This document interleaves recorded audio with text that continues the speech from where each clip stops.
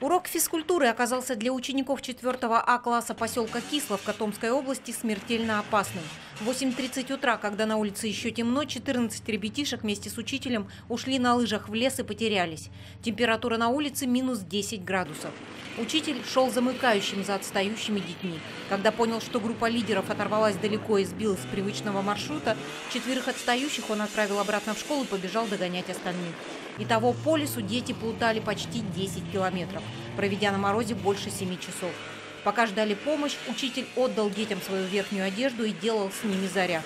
Спасли ребятишек местные жители, искавшие школьников на личных снегоходах. МЧС, скорая помощь примкнули к спасательной операции, когда детей уже нашли.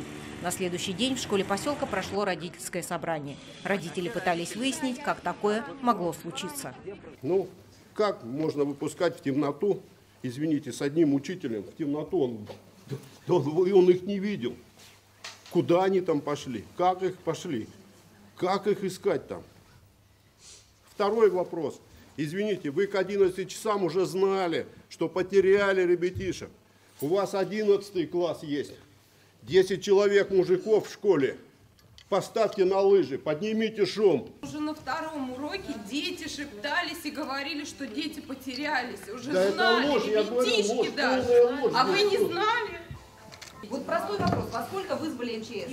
Полицию и всех остальных, скорую? МЧС сказала 4 часа. Подождите, вопрос просто. Вот вы как должностное лицо, дети потерялись. Вы первое, что обязаны были сделать, позвонить в полицию, позвонить в МЧС, всех, оповестить.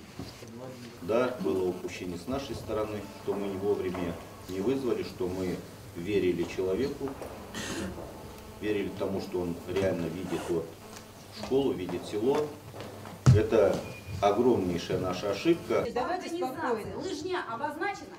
Нет, стрелки обозначены. Прежде чем детей туда вывести, еще малолеток. На буревестнике у меня студенты ходят. У нас физкультура проходит в лесу. Промечена. У нас неужели нету огромного стадиона? У нас нет хоккейной коробки? Неужели также нельзя сделать лыжню вокруг школы? Почему физкультура проходит в лесу? Никто не обратил внимания, каким уроком стоит. Ребенок пошел со школы на физкультуру. Иди, сынок, иди, доченька. В чем ты пошел одет? В лосинах или в теплых штанах? Это кто должны проверять? Учитель был с ними с самого начала? С самого начала он был с ними, он был. Просто получилось так, что в тот момент, когда он этих 4-то отправил, а за теми пошел, в тот момент они были одни, он пошел их искать. А учитель, говорят, что он и без шапки был, и без куртки, он уже отдавал детям свою... Да, но в тот момент, когда они стояли там, мерзли, ждали помощи, они там занимались зарядкой, бегали, прыгали, он с себя снимал одежду, одевал, укутывал детей. Учитель, говорят, 20 лет тут работает, да? Он более 20 лет тут работает, я сама у него училась. Да.